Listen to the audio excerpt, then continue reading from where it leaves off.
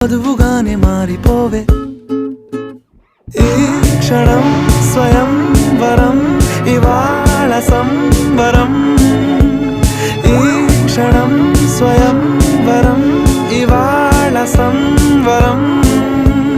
వీడుకోలు లేని తోడు అంది స్వాగతం ఈ క్షణం స్వయం వరం ఇవాళ సంబరం